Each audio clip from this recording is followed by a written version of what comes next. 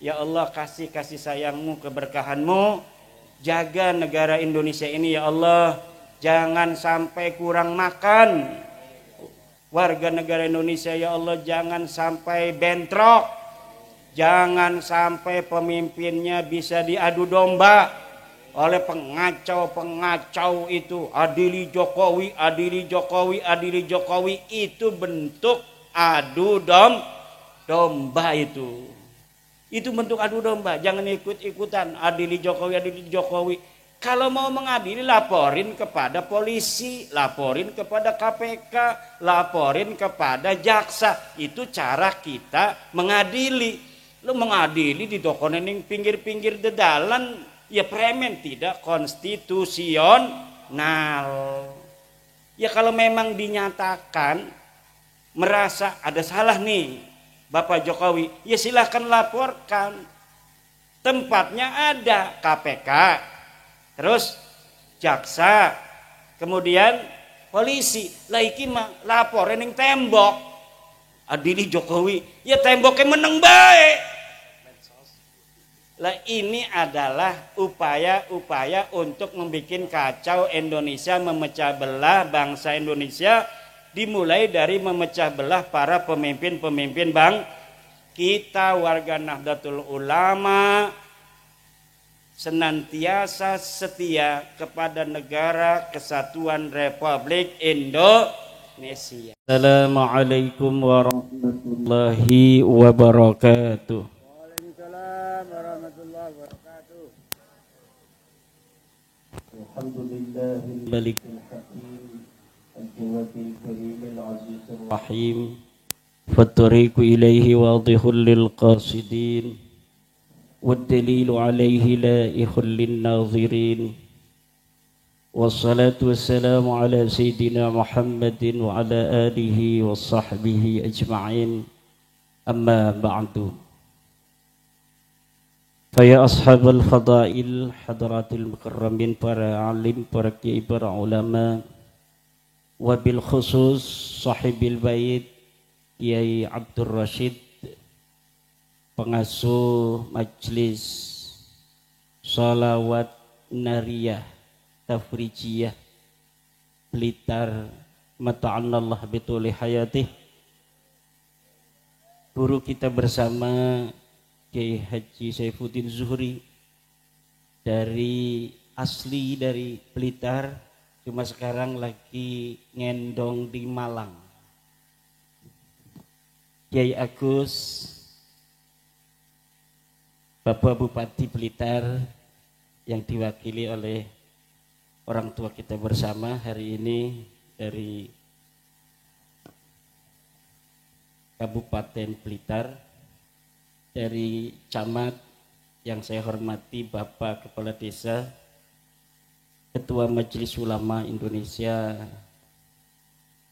Blitar, Ketua PCNU Blitar, Ketua PWI LS Blitar, hadir juga Ketua PWI LS Tulung Agung beserta Laskar Sabilillah Tulung Agung, ingin membantu acara di Blitar pada malam hari ini yang sungguh luar biasa. Lapangan yang sebesar ini dengan cahaya warna-warni, dengan lantunan mahalul qiyam yang luar biasa, menyentuh hati, dan mudah-mudahan akan salam kita diterima oleh baginda Rasulullah Muhammad sallallahu alaihi wasallam di malam nisfu Sya'ban ini, malam yang mulia, malam di mana Allah turun untuk melihat makhluknya, kemudian Allah akan mengampuni seluruh dosa-dosa makhluknya, seperti yang diriwayatkan oleh hadis Imam Al-Baihaqi, innallaha la yatlu'u fi lailatin nisfi min sya'bana fayaghfiru li jami'i khalqihi illa li musyrikin wa musahin rawahul Baihaqi, bahwa Allah akan turun di malam Lailatul Nisfi min Sya'ban. Allah akan ampuni seluruh dosa-dosa makhluknya, kecuali orang-orang yang menyekutukan Allah, orang-orang yang menyembah Allah tapi juga dia menyembah selain Allah. Orang-orang yang dia menyembah Allah, dia menyembah patung-patung Allah. Dia menyembah Allah tapi dia menyembah kuburan-kuburan manusia. Menciumnya, bukan hanya menziarahinya seperti orang NU, tapi dia ciumi itu nisannya seperti menciumi istrinya. Wa musyahin, dan orang-orang yang sama tetangga enggak pernah akur. Susah kalau kita sama tetangga enggak pernah akur. Yang lain pada malam Lailatul Nisfi min Sya'ban akan diampuni dosanya oleh Allah, tapi orang yang selalu sama tetangga enggak akur enggak diampuni. Na'udzubillah. Insyaallah yang hadir di sini semuanya ya Allah, walaupun ada syarat dari kami yang belum terpenuhi, tetapi dengan barokah perkumpulnya malam hari ini kami di lapangan yang luas ini bersama-sama mengharapkan kasih sayang dan cinta-Mu ya Allah. Ampunilah di malam yang barokah dan mulia ini segala dosa-dosa kami ya Allah. Ampuni dosa-dosa orang tua kami ya Allah. Ampuni seluruh dosa-dosa guru-guru kami ya Allah. Ampuni segala dosa pemimpin-pemimpin kami ya Allah. Ampuni segala dosa tetangga-tetangga kami ya Allah. Kabulkan seluruh hajat-hajat kami malam hari ini ya Allah. Dengan barokah dikumpulkannya kami oleh Kiai Rosid ya Allah dalam malam Lailatul Nisfi min Sya'ban ini, dalam istighasah kubra untuk bangsa dan negara Indonesia dan seluruh umat Islam Indonesia ya Allah. Iqdi hawaijana, iqdi hawaijana ya Allah. Allahumma inna natawassalu ilaika binabiyyikal mukhtar. Faqdi hawaijana ya Allah. Faqdi hawaijana ya Allah. Jadikan kami, anak-anak kami, keturunan kami ila yaumil qiyamah orang-orang yang Kau berikan ilmu-ilmu yang bermanfaat ya Allah. Jadikan kami, anak kami, keturunan kami ila yaumil qiyamah pemimpin-pemimpin bangsa dan agama ini ya Allah, yang akan memegang estafet kepemimpinan daripada leluhur-leluhur kami, dari anbiya, sahabat, kemudian kepada tabi'in, kepada tabi'it tabi'in, kepada para imam, para muridnya, kemudian kepada kami dan agama Islam ini ya Allah. Jangan sampai lepas dari kami dan keturunan kami ila yaumil qiyamah, sampai Imam Mahdi datang nanti ya Allah, sampai bertemu antara dua pasukan. Yang pertama pasukan Mahdi beserta Sayyidina wa Nabiyina Isa, dan pasukan Dajjal di sebelah sana. Tempatkan kami ya Allah dan anak keturunan kami dalam barisan bendera-bendera Imam Mahdi dan Sayyidina Isa alaihi salam. Ya Allah ya Rabbi, yang hadir pada malam hari ini di lapangan yang penuh barakah dan mulia di malam Lailatul Nisfi min Sya'ban, berikan rizki yang banyak yang berlimpah ruah ya Allah. Bukan hanya untuk mereka yang hadir, tapi juga untuk anak dan keturunannya ila yaumil qiyamah. Kaya rayakan hidupnya, tetapkan iman dan Islamnya, panjangkan umurnya. Yang punya penyakit ya Allah pada malam hari ini, penyakit yang diketahui maupun penyakit yang tidak diketahui, ambil penyakitnya ya Allah, baik kami mengetahui ataupun kami tidak mengetahui. Ya Allah ya Rabbi, apabila di depan kami ada masalah, Di depan kami ada kejelekan yang kami tidak tahu dan kami ingin menuju ke sana. Dengan barakah malam Lailatul Nisfi min Sya'ban ini ya Allah, hilangkan kejelekan itu baik kami tahu maupun kami tidak tahu ya Allah. Bila ada kebaikan di dalam dua jalan bersimpang, di sini kebaikan, di sana kejahatan ya Allah. Kemudian kami ingin menuju kepada kejahatan dengan kasih sayang-Mu. Tarik kami ya Allah dengan cinta-Mu untuk kami berjalan di dalam kebaikan itu ya Allah. Kalaulah kami ya Allah, ya Rabbi berniat ingin berbuat yang jelek, ya Allah kami sadar dalam kejelekan, kami ingin berbuat jelek, tapi dengan kasih sayang dan cinta-Mu paksa kami ya Allah untuk hanya berjalan dalam kebaikan-Mu. Iyyaka na'budu wa iyyaka nasta'in. Kepadamu ya Allah kami menyembah dan kepadamulah ya Allah kami memohon pertolongan. Manusia haruslah dua keadaan dalam dirinya sebagai hamba Allah. Dia harus iyyaka na'budu, dia juga harus iyyaka nasta'in. Zahiran wa batinan Abdullah subhanahu wa ta'ala. Iyyaka na'budu adalah menyembah Allah zahiran. Dia berpuasa, dia salat 5 waktu. Tetapi iyyaka nasta'in ini adalah fi'lul qalbi. Iyyaka nasta'in isti'anah, memohon kepada Allah pertolongan adalah fi'lul qalbi la ya'lamuhu illa huwa wallahu subhanahu wa ta'ala. Amin ya Allah ya rabbal alamin. Kalau orang mau menuju siratal mustaqim, siratal mustaqim di dalam surah Al-Fatihah itu didahului oleh iyyaka na'budu wa iyyaka nasta'in. Tidak bisa iyyaka na'budu saja sampai kepada siratal mustaqim. Tidak bisa iyyaka nasta'in saja sampai kepada siratal mustaqim. Orang yang bisa berkata ihdinas siratal mustaqim, tunjukkanlah jalan yang lurus, adalah orang-orang yang sebelumnya iyyaka na'budu wa iyyaka nasta'in. Kalau dia hanya iyyaka na'budu, tidak pernah dalam hatinya memohon isti'anah kepada Allah, pertolongan kepada Allah, maka dia tidak akan bisa sampai kepada siratal mustaqim. Apa itu siratal mustaqim? Siratal ladzina an'amta 'alaihim ghairil maghdubi 'alaihim waladdallin. Jalan orang-orang yang Kau beri nikmat.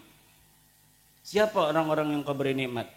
Minan nabiyyin was-siddiqin wasyuhada was-salihin.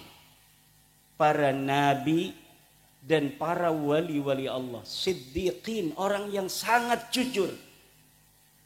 Raine karo atine podo, iku siddiq. Wong raine bagus, atine Allah. Raine bagus, atine ele.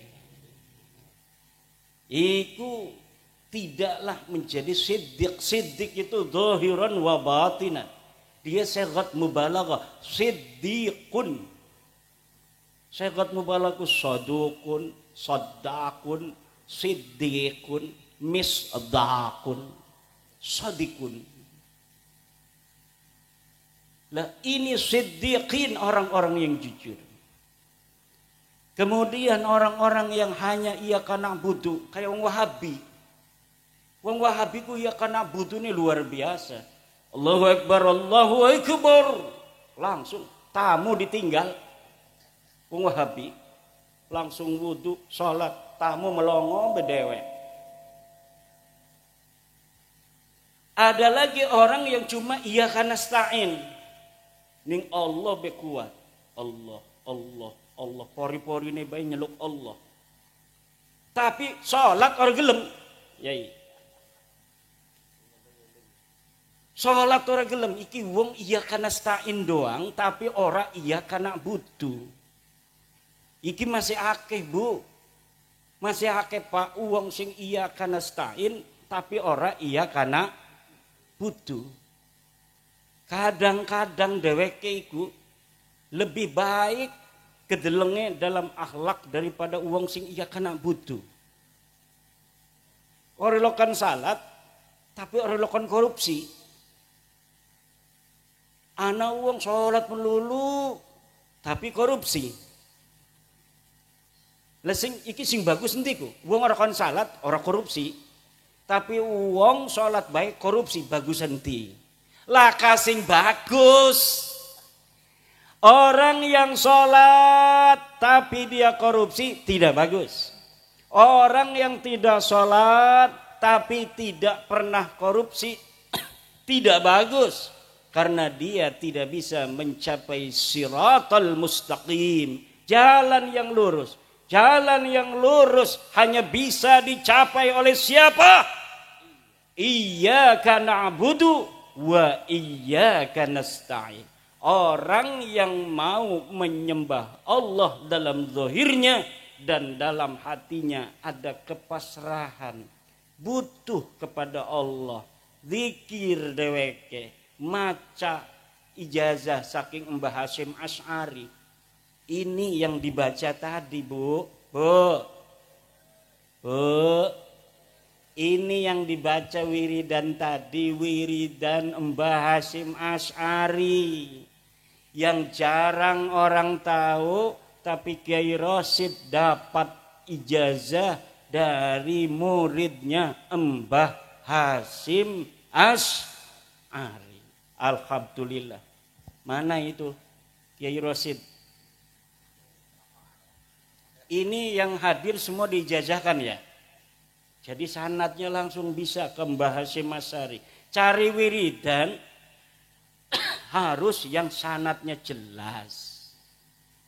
Sing sanad ora jelas ana wonge tapi laka sebenarnya mah. Aja dicukut wiridanane. Aran binanu laka wonge aja. Lah orang bakal manfaat, orang bakal barokah. Wonge laka di hadaratine laka wonge. Ana makame doang makam palsu. Legena apa? Lah ari Mbah Hasyim Asy'ari mah, Mbah Hasyim Asy'ari lunga ning Tebu Ireng, ya makame ana. Tulisanane masih ana. Risalah Ahli Sunnah wal Jamaah. Anak-anaknya masih anak. Ijazah Bukharinya banyak muridnya. Mungkin sekarang cucu-cucunya. Cucu muridnya masih ada. Kalau saya cicit. Saya ngambil sanad Bukhari dari Tebu Ireng. Di rumah guru saya dari Tebu Ireng paman-paman. Tapi saya tidak cukup. Saya nyelinap ngaji di Tebu Ireng tanpa orang Tebu Ireng tahu. Kiai Habib masih ngajarin kitab Sahih Bukhari. Saya ngaji di Tebu Ireng. Wong Tebu Ireng ora weruh kita ngaji ning Tebu Ireng Sahih Bukhari ning Kiai Habib bari didorong-dorong kelawan kursi roda.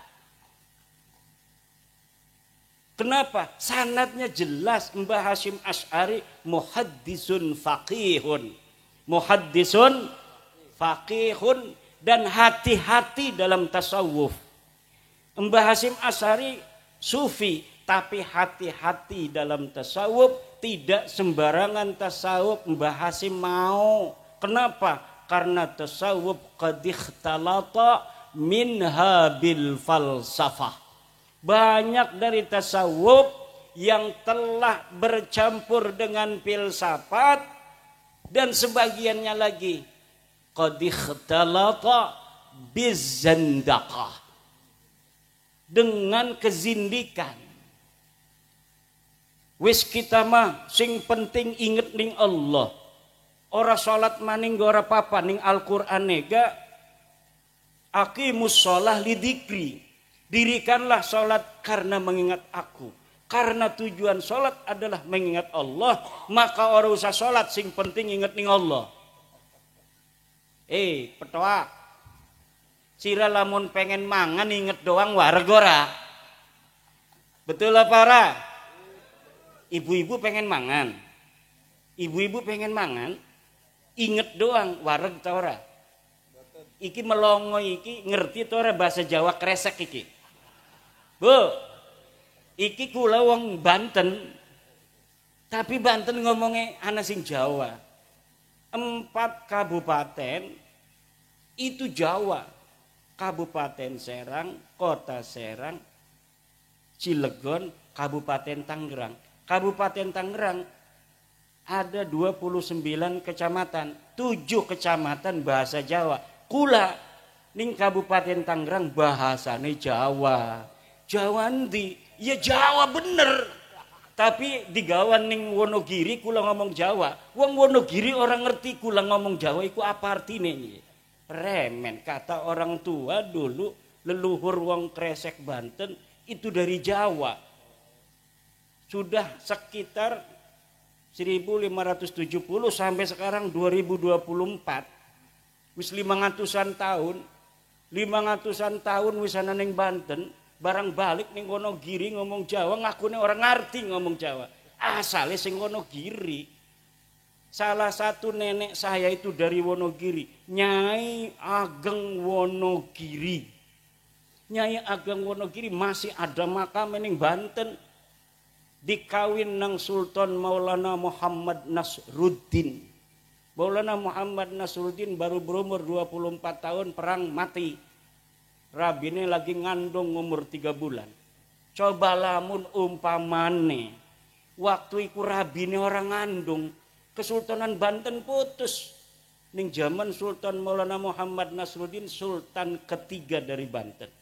Tapi alhamdulillah ketika deke perang mati, rabine lagi meteng wong Wonogiri. Kemudian dua anak arane Abdul Qadir. Abdul Qadir dari Sultan Abdul Mafakhir Mahmud Abdul Qadir. Barang dari Sultan arani dawa. Kudune mah presiden kita ke Prabowo Subianto. Ketika harus jadi presiden dawa arani. Presiden Prabowo Subianto Manunto Putros. Supaya keren Pak Bupati. Coba kalau di Tangerang udah Pak Bupati sini. Di Tangerang itu kalau bupati yang definitif itu selain diangkat oleh gubernur, dilantik gubernur, itu juga ada pelantikan budaya. Ada dewan adat, kemudian setelah dia dilantik oleh gubernur atau Mendagri, nanti ya dia dikasih gelar adat juga. Gelar adat oleh pemangku adat. Kebetulan saya ketua pemangku adat di Kabupaten Tangerang. Jadi kemarin itu bupati yang dulu ya selain dia mendapatkan pelantikan dari pemerintah, juga mendapatkan pelantikan secara budaya untuk melestarikan kebudayaan masyarakat supaya tidak hilang. Nah, seperti tadi ini marhaba. Ini marhaba ini jangan sampai hilang. Karena ini adalah kebanggaan kita sebagai masyarakat Jawa. Masyarakat Jawa punya harga diri. Harga dirinya dari apa? Dari budayanya. Kalau ada kebudayaan yang kita warisi dari nenek moyang, itu namanya heritage. Apa namanya? Heritage.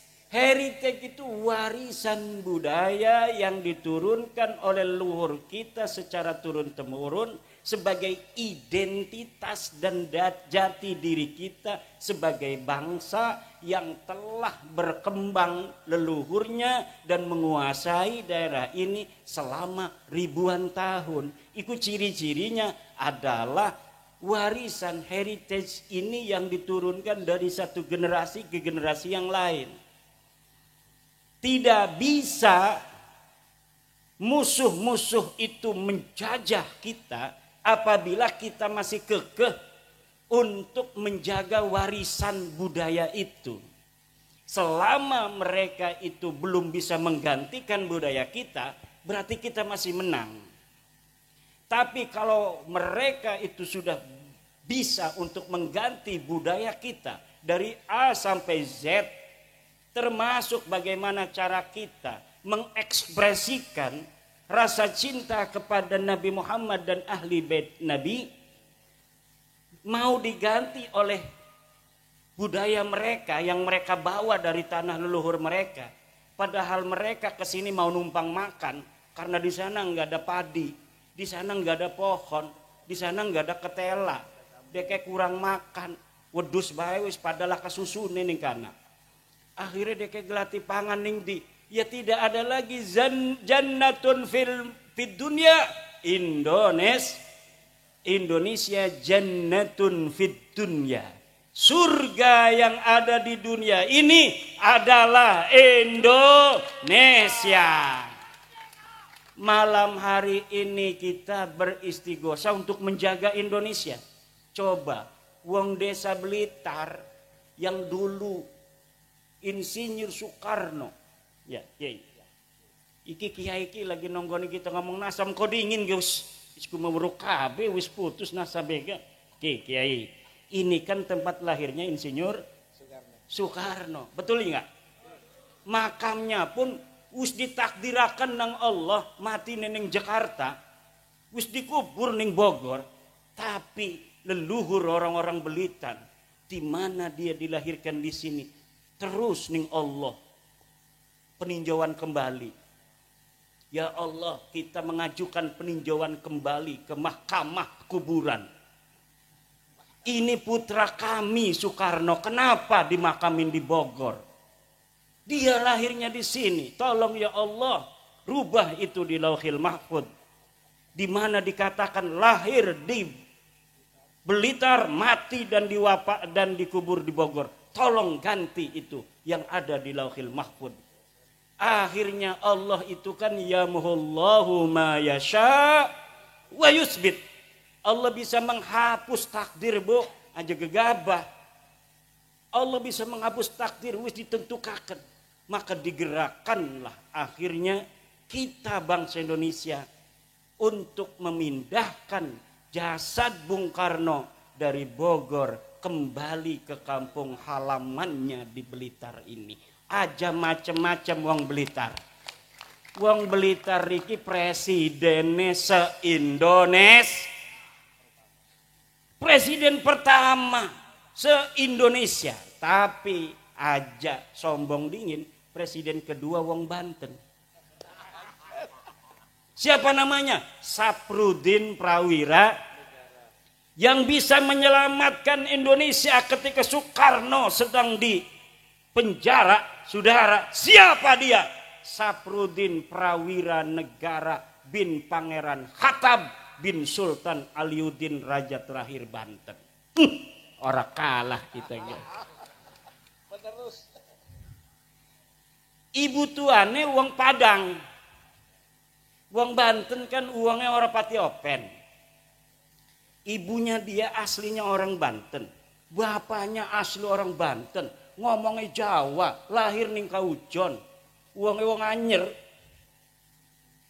Tapi ketika sudah wafat, dibiarkan aja. Ada yang menyangka sebagai pemberontak dan lain sebagainya. Padahal untuk menyelamatkan Insinyur Soekarno, karena dia berteman dengan Insinyur Soekarno yang sedang di penjara. Kalau umpamanya tidak ada pemerintahan darurat, maka nanti luar negeri mengatakan Indonesia sudah tidak ada, maka penjajah yang dulu pernah menjajah Indonesia bisa masuk kembali. Maka orang Blitar yang lagi di penjara dibantu dengan gagah perkasa oleh orang Banten. Jadilah Indonesia masih tekang siki kupan. Ceritanya mekonon, makanya kudu dimai kopi wong Banten merenek ki. Ki wong Banten tak kasing maulah apa-apa. Ana duren ning kana wis dibuka kita kon merene apa jawane. Ini baru dibuka sama Kiai Agus, udah di bel katanya mau siap istighosah. Saya mau makan durian dulu, nggak bisa katanya. Ya, ad-dhaifu kal mayit. Namanya tamu seperti mayit, kita ikut aja. Kesini nggak ada apa-apa. Malah suruh dikir lagi. Padahal saya udah naik mobil dari Banten 11 jam. Mau istirahat dibelin melulu tuh sama PWI Tulungagung, PWI Blitar. Kiai jangan istirahat, langsung aja. Karena apa? Sebenarnya saya ini ceramah itu bukan ahlinya, Pak. Saya ini tukang ngajar ngaji Patul Qorib di rumahnya. Tukang ngajari Patul Mu'in. Ki gara-gara nasab ki kula diundang-undang. Gara-gara nasab Balawi saya teliti, ya biasa aja penelitian bahwa Balawi duduk putune Nabi. Diundang-undang merene-merene, lamun ora teka maksa, awas sudah aja ora teka mah. Premen. Akhirnya saya ditelepon oleh teman saya, Syarif Ahmad Doirobi, Agus Doirobi. Kiai, acara di sana Kiai Rosid menanti bersama orang-orang di Kanigoro. Wah, kata saya udah ada jadwal, sebulan hanya 4 hari saya boleh keluar. Karena tugas saya ngajarin ngaji di pondok. Tetapi kadang-kadang Allah itu yamhullahu ma yasha wa yusbit. Ya barang sing teka wong sing berat mah batur dewek igati kan. Karo Kiai Abdul Rasyid baru kenalan hatinya saja, sama-sama ahli istighosah. Tapi durung pernah kependak kan, orang-orang berat durung pernah kependak. Tapi karo Syarif Dairobi mah kulane kependak bae. Dadi ora enak. Wong sing berteman itu punya hukuk, alaihi hakun, mempunyai hak, lahu wa alaihi hakun. Akhirnya walaupun saya sudah ada jadwal 4 hari di Lampung, tidak lagi nerima yang lain. 1 bulan Februari ini terpaksa ini merene doang ki, sing 11 jam sing Banten merene, keesuk balik maning. Allah hanya pengen kependak karo ibu-ibu yang cantik-cantik, keluarga besar Presiden Soekarno. Ini kita ini malam ini mau istighosah mendoakan bangsa Indonesia karena lagi bahaya iki. Akeh sing adu domba. Presiden kita diadu domba supaya pecah kongsi. Presiden Prabowo diadu domba karo Pak Jokowi. Pak Jokowi diadu domba karo Ibu Mega. Ibu Mega diadu domba karo SBY. SBY diadu domba karo Fufu Fafa. Macem-macem lah. Kata Pak Prabowo, jangan pisahkan aku dan dia. Gak mau. Pak Prabowo itu orang cerdas, bos. Orang mau misahin Pak Prabowo dengan Pak Jokowi, gak bisa. Orang memisahkan Pak Jokowi Bu Mega gak bisa. Kedelengnya doang ora akur gah. Semuanya hatinya demi bangsa dan negara Indonesia. Orang-orang yang sudah ditakdirkan Allah di atas untuk apa? Untuk menjaga, untuk menjadi pemimpin bangsa. Pasti di dalam hatinya ada kecintaan kepada bangsa dan negara Indonesia.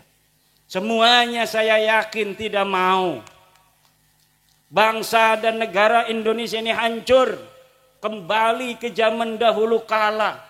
Masing-masing daerah gawe kerajaan dewek, Blitar gawe kerajaan sendiri, Tulungagung bikin kerajaan sendiri, Solo bikin kerajaan sendiri, Banten bikin kerajaan sendiri. Masing-masing gampang diadu domba, masing-masing gampang peperangan. Sekarang ini ketika sudah ada Indonesia, saudara, kita ini aman, tentrem, kertara harja. Hari Arab jadi malaikat kabeh mau bisa korupsi setitik karena kena mau manusia aja. Ini tujuannya pemimpin kita Pak Prabowo untuk bangsa negara. Pak Jokowi untuk bangsa negara, Pak Ibu Megawati untuk bangsa negara, SBY untuk bangsa negara, Gus Dur untuk bangsa negara, Pak Muhaimin untuk bangsa negara, PBNU untuk bangsa negara. Tetapi manusia KB tujuannya baik, tapi kita lamun bisa mesin ngarep mekononku iku arane manusiawi, Bu.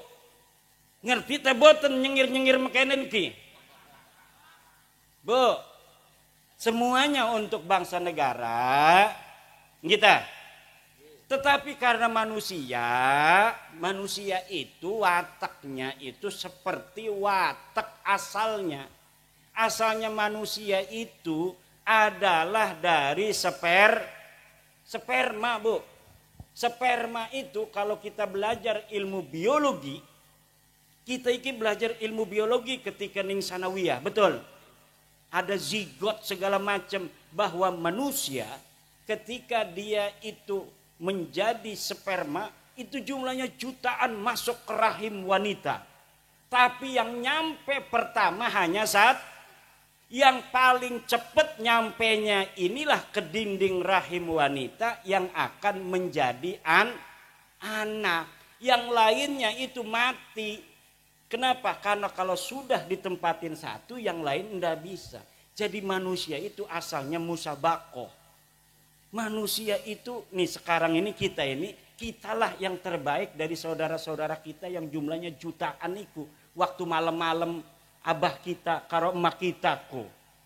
Kitalah yang pertama, yang terhebat.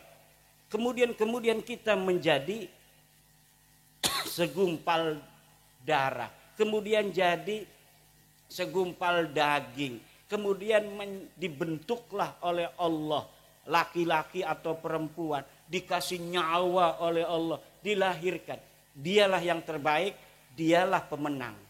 Nah, manusia masih ingat waktu dewek ning jero rahim rebutan karo dulur-dulure. Maka walaupun tujuannya bagus semua, tapi ada persaingan. Iku persaingannya namanya persaingan politik. Persaingan politik itu wajar. Tapi tidak bisa diadu domba untuk menyengsarakan rakyat, enggak bakal mau mereka. Mereka itu hanya mau bersaing politik dengan tujuan sama, yaitu demi bangsa dan negara. Lah musuh-musuh ini ngadu domba agar negara kita hancur. Rela apa tidak kalau ada orang mengadu domba pemimpin-pemimpin kita agar bangsa dan negara kita hancur? Lawan apa lawan? Hancurkan apa tidak? Hancurkan itu orang-orang yang mau mengadu domba Bapak Prabowo dan Bapak Jokowi. Yang mau mengadu domba Bapak Jokowi dan Ibu Mega. Yang mau mengadu domba Ibu Mega dengan SBY. Yang mau mengadu domba Bapak Prabowo dengan Bapak Gibran Raka Buming Raka. Hancurkan ya Allah sehancur-hancurnya. Kenapa? Kalau pemimpin-pemimpin kita itu sudah bisa diadu domba, maka lemah kekuatan kita. Banten niku Pak, Banten cerita gimana? Bukan karena saya orang Banten membanggakan Banten, tetapi memang dalam buku sejarah Banten tidak bisa dimasuki oleh musuh kecuali oleh pengkhianat yang dari dalam Banten sendiri. Sultan Hasanuddin ketika jadi sultan didatangi oleh siapa itu orang Belanda itu? Bukan, yang pertama kali datang. Pertama kali datang dari Eropa ke Indonesia ini, ke Nusantara. Itu pertama datang ke Banten. Mau dagang katanya. Akhirnya diterima oleh orang Banten. Pas dagang dia memonopoli, diusir sama orang Banten. Kemudian pada zaman Sultan kedua Maulana Yusuf juga diusir. Pada Sultan Maulana Muhammad tidak bisa menguasai. Pada zaman Sultan Abdul Mafahir mulai perang 1630. Pada saat Sultan Agung Tirtayasa puncak peperangan VOC Belanda dengan Kesultanan Banten. Nggak bisa menang itu musuh-musuh Banten. Tapi ketika diadu domba oleh Belanda antara ayah dan anak, akhirnya anaknya ini mau memberontak pada ayahnya. Musuh sudah ada di istana sendiri, barulah bisa ditaklukkan. Dan kelakuan seperti ini bukan hanya Banten, seluruh bangsa Nusantara itu adalah para pejuang petarung yang siap perang. Ki wong Blitar ki siap perang kabeh ki. Senajan kedelenge pada lemes iki mah. Kenapa? Karena bukan masa perang. Kalau masa perang semuanya ini saya yakin mau perang. Makanya kita lagi risih kining Banten siki anak pik 2 ki. Ada pik 2 ini saya itu ada ketakutan apa? Takut pemerintah nggak mau mengikuti keinginan rakyat Banten untuk menyetop PIK 2, akhirnya rakyat Banten merasa dijajah. Kalau perasaan merasa dijajah sudah hadir, saya yakin, bukan memastikan, saya yakin akan terjadi suatu huru hara. Kenapa? Ketika masyarakat di mana saja itu sudah merasa dijajah oleh orang asing, sementara dia merasa yang harusnya itu membela tidak membela, maka terpaksa yang biasa nyangkul, cangkulnya akan dibuang.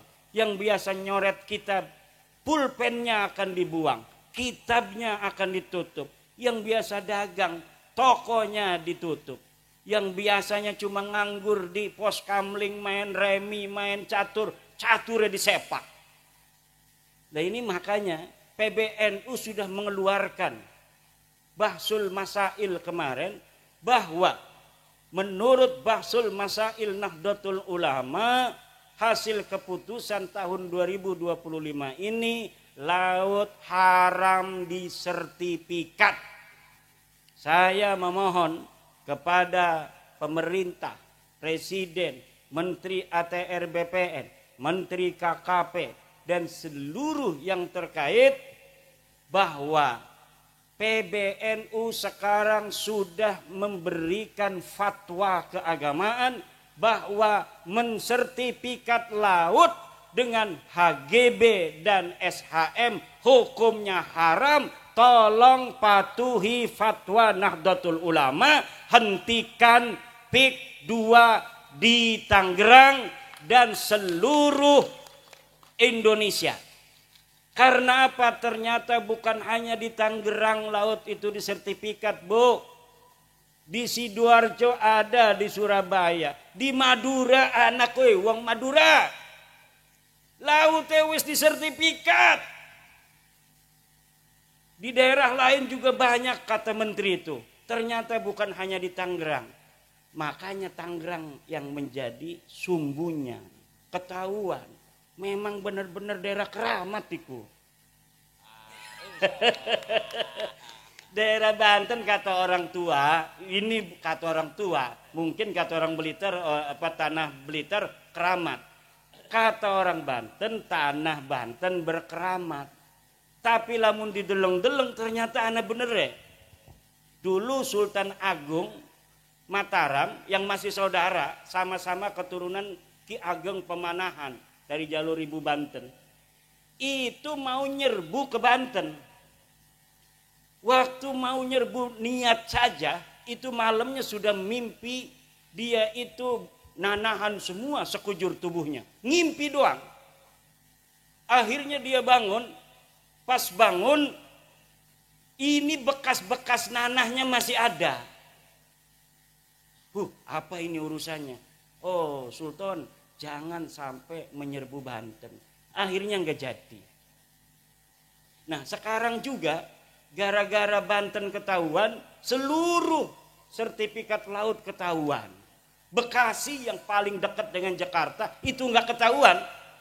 Yang ketahuan di Tangerang dulu. Maka tolong kepada para pemerintah, iki masyarakat saya lihat sekelibat itu sudah ada cucu Pangeran Jaga Lautan Pulau Cangkir itu yang berziarah. Itu saya ngelihat karena saya kenal semua cucu Pangeran Jaga Lautan. Ada yang sudah berziarah dan bukan dari NU.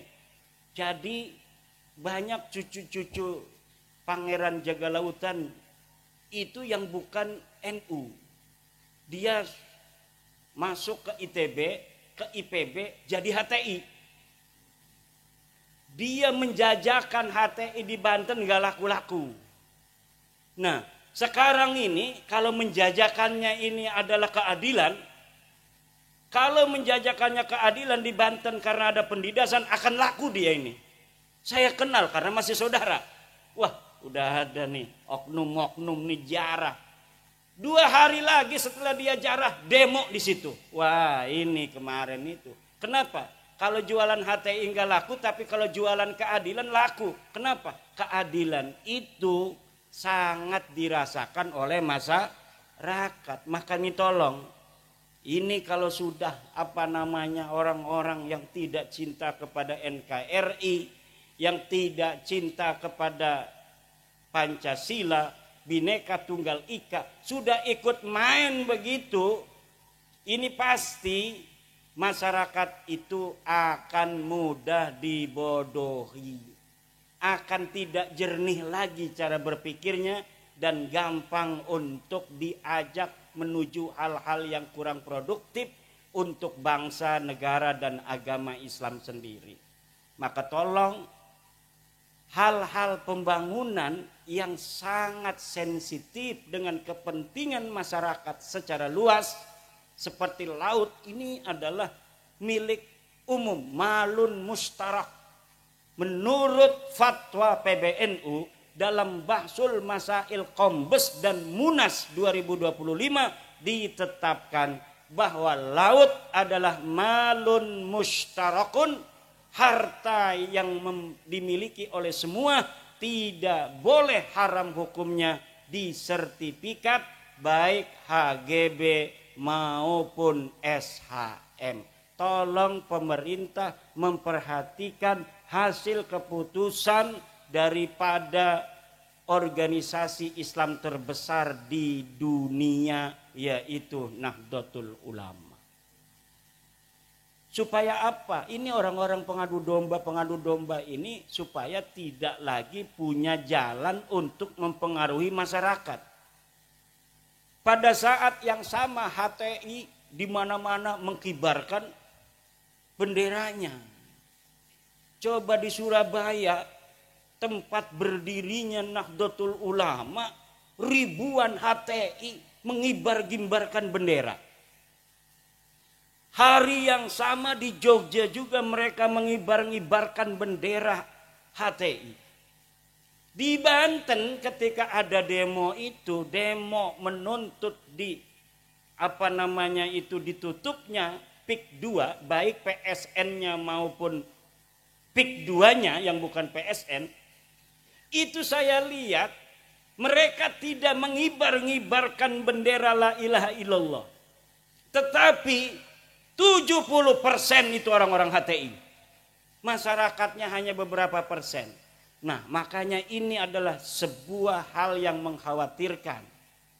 Kenapa? Kalau jualannya itu adalah jualan keadilan dan anti kezaliman yang sedang dirasakan oleh masyarakat sendiri, maka ini akan laris manis Tanjung Kimpul. Laris manis Tanjung Kimpul. Maka tolong ini pemerintah untuk memperhatikan. Ini Nahdlatul Ulama sudah turun loh.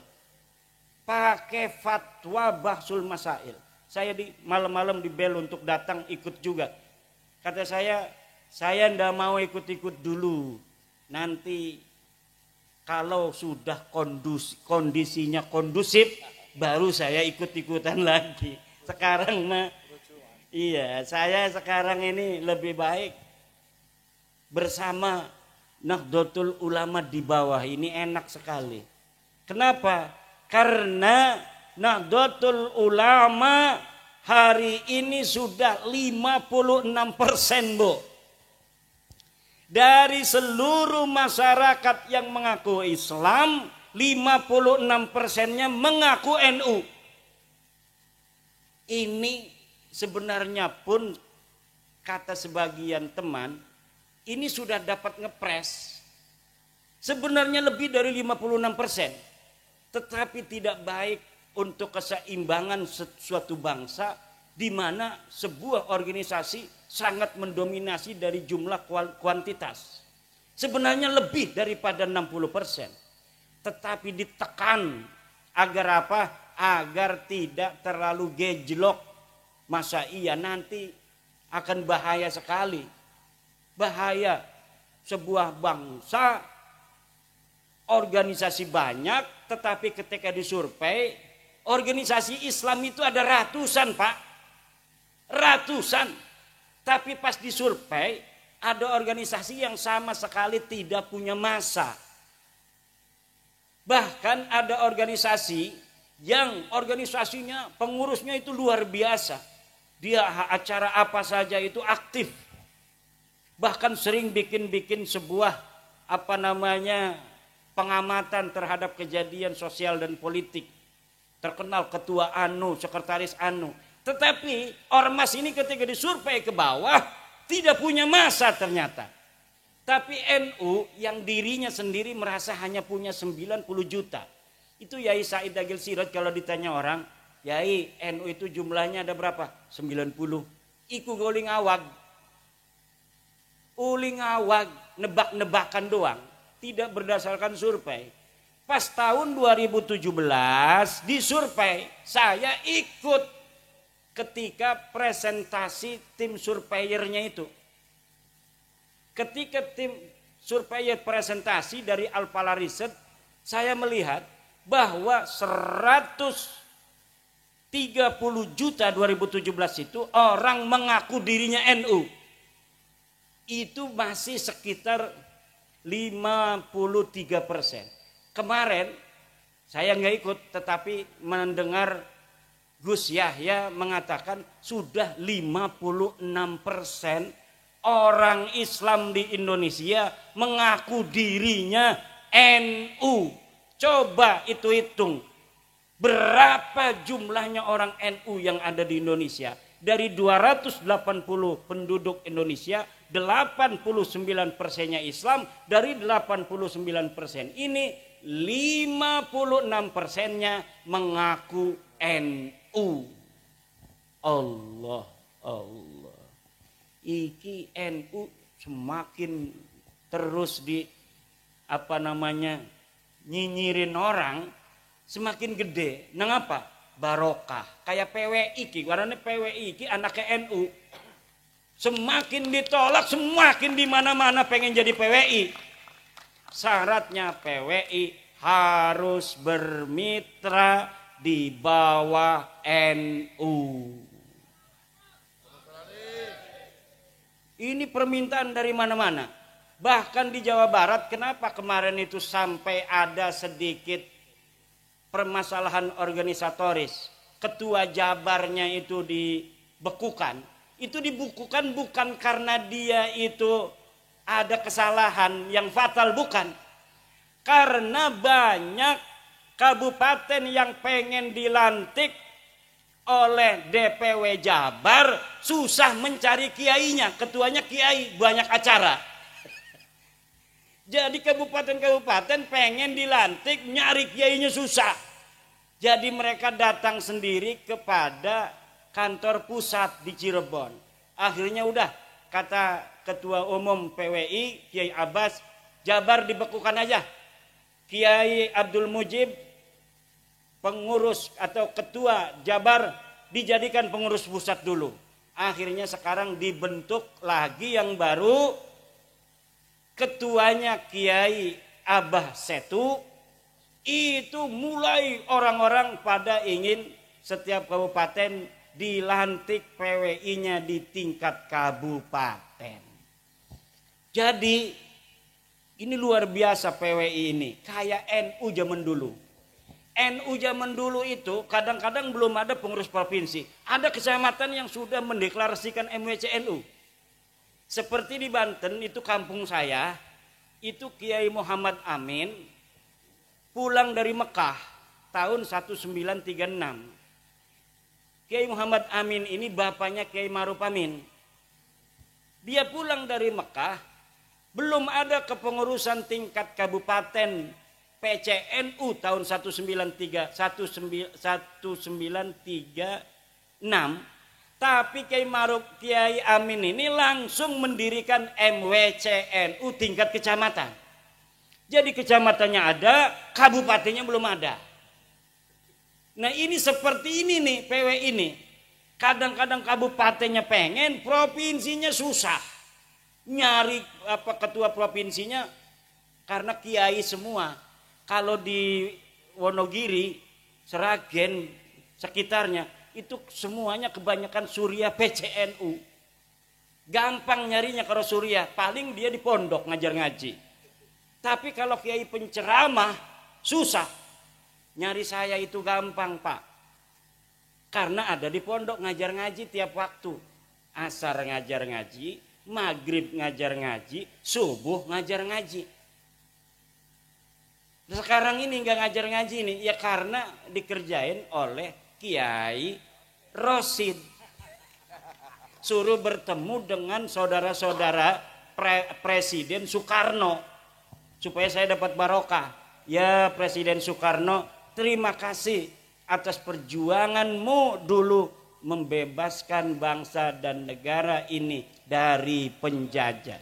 Terima kasih Blitar, kami bangsa Indonesia mengucapkan terima kasih untuk Blitar yang telah melahirkan putra sang pajar Presiden Soekarno yang kemudian membebaskan kami dari penjajahan Belanda, penjajahan Jepang.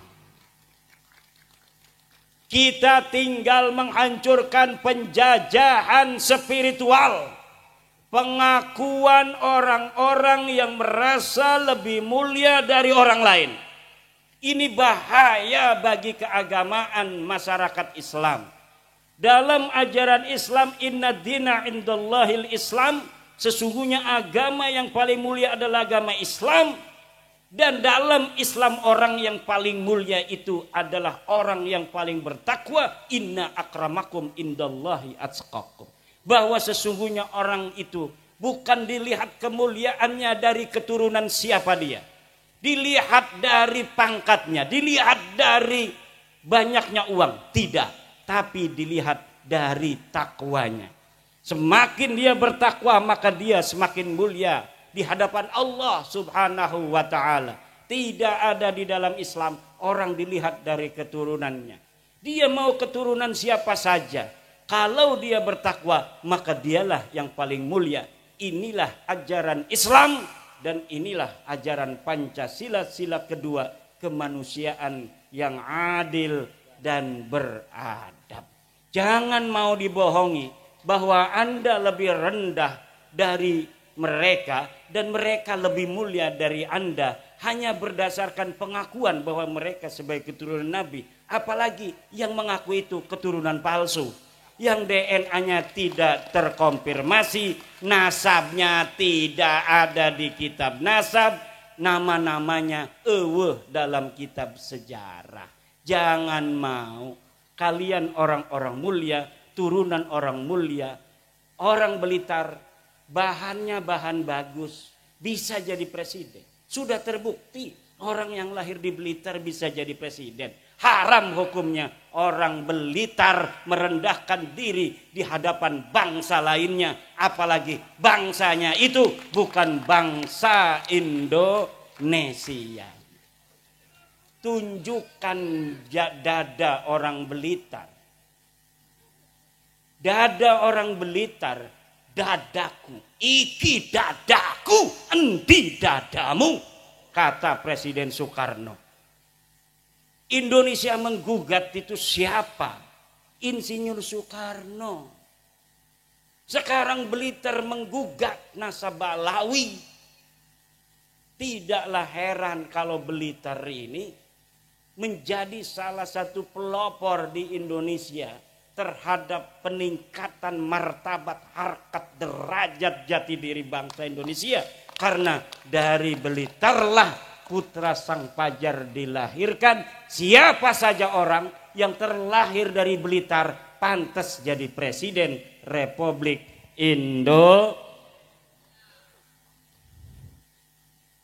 Wis jam rolas, Bu. Kulane durung istirahat 11 jam nunggang mobil. Iki makin ngekone wis sing kenceng banget. Iki pura-pura dudu ora gelem, pegel. Nunggang mobil kayak setan bae. 160. Wih. Kita ngelilir, Bu, kenceng. Kalau kitanya lagi bangun kan langsung, jangan kenceng-kenceng. Tapi kan kita nggak bisa melotot terus. Kadang ada tidurnya. Itu kalau saya tidur udah 200. Allah, Allah. Semoga barokah Kiai Rosid, barokah Kiai Rosid. Kiai Rosid kita doakan panjang umur. Rambutnya gondrong, amin. Kiai Rosid, rambutnya pakai belangkon digondrongin, keren. Santri saya itu, Pak, santri saya, kalau dia pengabdian, lulus dari aliyah kan, ngabdi dulu setahun, nggak boleh cukur. Suruh gondrong. Kenapa? Supaya nakalnya habis di pondok.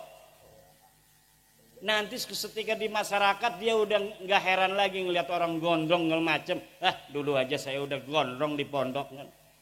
Jadi udah beres nafsunya itu nanti ketika ada di masyarakat dia tinggal jadi wali. Allah, Allah, Allah.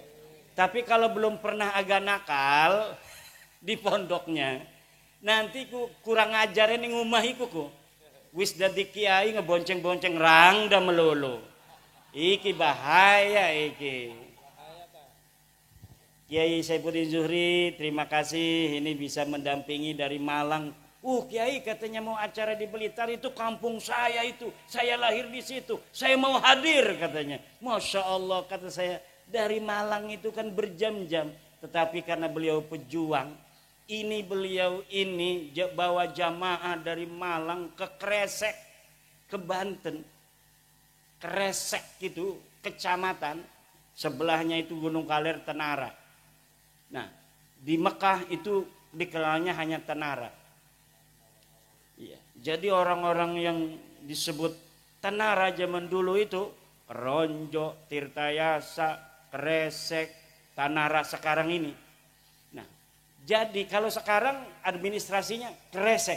Kresek ini dari zaman dulu NU-nya sejak 1936 tertua. MWCNU tertua melahirkan ketua NU DKI Jakarta Kiai Ahmad Syatibi tahun 70-an, ketua partai NU juga, kemudian juga Kiai Ma'ruf Amin. Karena memang daerah-daerah yang ada sanad kepada Mbah Hasyim Asy'ari, Mbah Syekh Nawawi Tanara Al-Bantani, itu biasanya langsung mendirikan Nahdlatul Ulama ketika mendengar Mbah Hasyim Asy'ari mendirikan Nahdlatul Ulama. Surabaya katanya sudah mendirikan Nahdlatul Ulama, murid-murid Syekh Nawawi Tanara. Kemudian diikuti oleh seluruh masyarakat di Indonesia membentuk kepengurusan Nahdlatul Ulama, termasuk di daerah saya, kampung saya. Cuma kalau sekarang dengan dulu, hebatan dulu. Dulu itu Ansor desa itu punya drum band. Sekarang Ansor nggak punya drum band. Kalah sama Ansor tahun 50-60-an. Karena zaman dulu itu mungkin banyak saingan, jadi lebih lebih semangat. Sekarang ini di Banten gak ada saingan.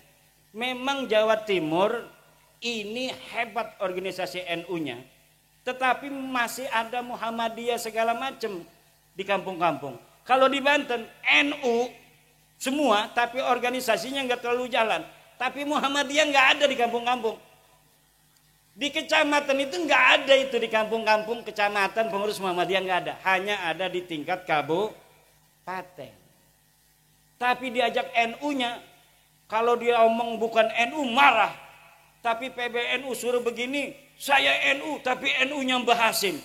Mbah Hasyim udah wafat. Sekarang mah Mbah Miftahul Ahyar sama Gus Yahya.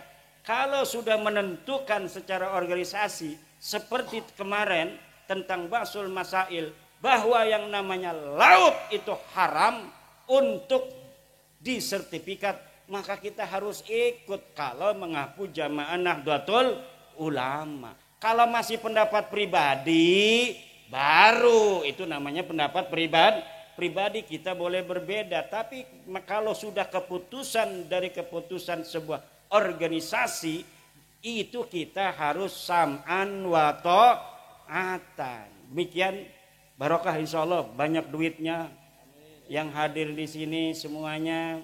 Ya Allah, kasih sayangmu, keberkahanmu, jaga negara Indonesia ini ya Allah, jangan sampai kurang makan warga negara Indonesia ya Allah, jangan sampai bentrok, jangan sampai pemimpinnya bisa diadu domba oleh pengacau itu. Adili Jokowi, itu bentuk adu domba itu. Itu bentuk adu domba, jangan ikut-ikutan adili Jokowi. Kalau mau mengadili, laporin kepada polisi, laporin kepada KPK, laporin kepada jaksa. Itu cara kita mengadili.